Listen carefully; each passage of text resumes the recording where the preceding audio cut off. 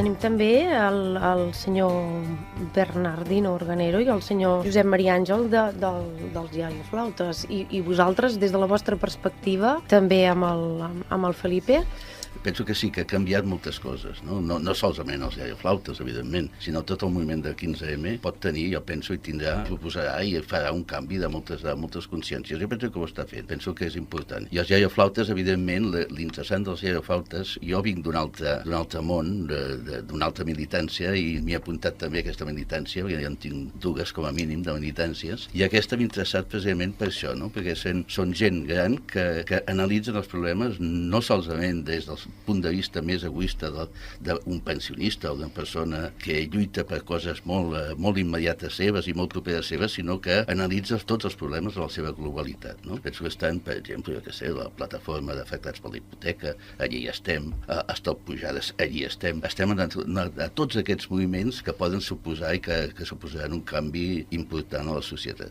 Fantàstic.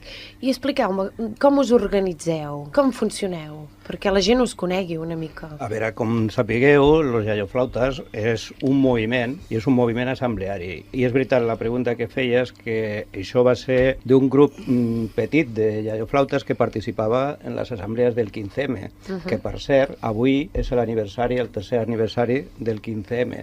Avui s'estan ocupant també places per a reivindicar el que encara en aquella època es va veure que era una necessitat, com deia Felipe, d'expandir la necessitat de que la gent prenguessi consciència de lo que estava passant, i estem parlant de l'any 2011, estem en 2014 i estan passant moltíssimes coses que en aquella època ja els joves van començar a veure que ens venia un problema molt greu cara a la societat, que avui ja estem patint molt greu. Aleshores, aquest grup de iaios es van reunir i van veure que després d'unes descalificacions de la Esperanza Aguirre, la insigne presidenta de la Comunitat de Madrid i fugitiva de la Policia Municipal de Madrid, van veure que si aquella senyora les deia a los joves tan preparats que hi havia allí, perquè la majoria de los joves que hi havia allí són gent universitària i molt preparada, les deia perroflautes, pues van veure que nosaltres, que som gent major, clar, eren los iaioflautes de la gent que estaven participant. I aleshores van veure la necessitat d'alguna forma de fer un moviment a partir d'aquella idea de que hi havia gent gran. Que el moviment tenia gent de totes les edats, no? Sí, que al cap i a la fi entre tots ens havíem de donar suport i que no volia dir que només vingués de la gent jove.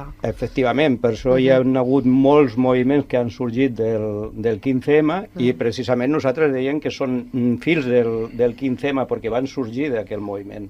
Aleshores van començar a veure les possibilitats de fer i de crear consciència, van determinar una forma de funcionar assembleari en el qual hi ha una gent que estudia una possible acció que és normalment fent ocupacions d'estaments públics i també privats, com pot ser Endesa, com pot ser un banc, etc. I aleshores aquestes persones estudien la possibilitat de fer aquesta ocupació i nosaltres ocupem i fent un manifest en el qual denunciem allò que estem fent en aquest moment.